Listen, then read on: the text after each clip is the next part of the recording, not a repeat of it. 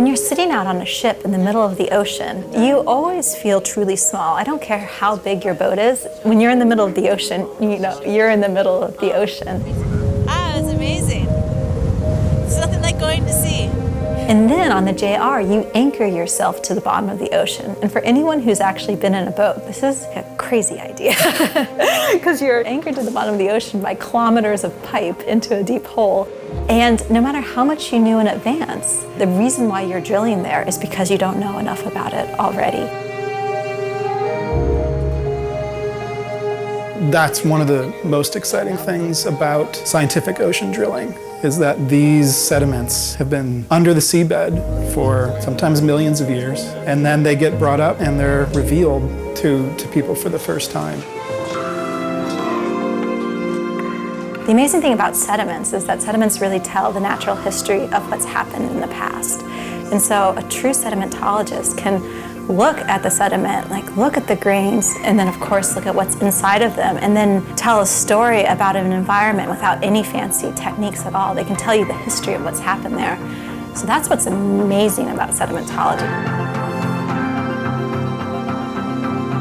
The sedimentology team is the first line of observation, and they're looking at color, grain size. If the particles are big enough to see with the hand lens or the naked eye, you can get at what they're made out of, their composition.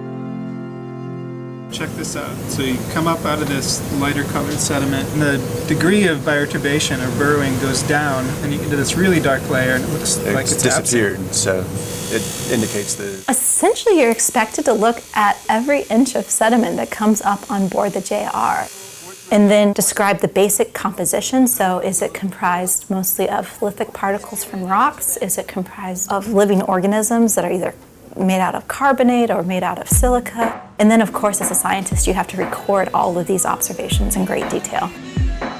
Another one or two people in the team take some of that sediment, put it on a smear slide, and look at it under a microscope and characterize whether the material's microfossils. If so, what kind are they? What do they look like? What's their size? That helps the paleontology team then to identify those species. And then you take really fine scale, line scale scans. And that's because the sediments, as they're exposed to oxygen, change color.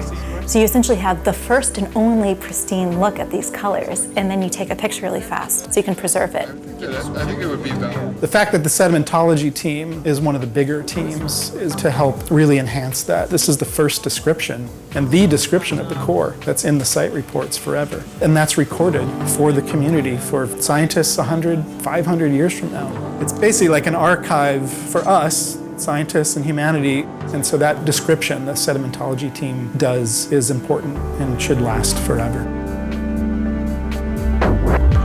It really is the best position to be on for understanding any given cruise. You are going to know more about the cores than anyone else on board that ship, and if you use the position and do what a good sedimentologist should be doing, so really observe and really talk to people and discuss the science, you're going to walk off with an incredible amount of knowledge about whatever exciting time period you're studying. So have fun.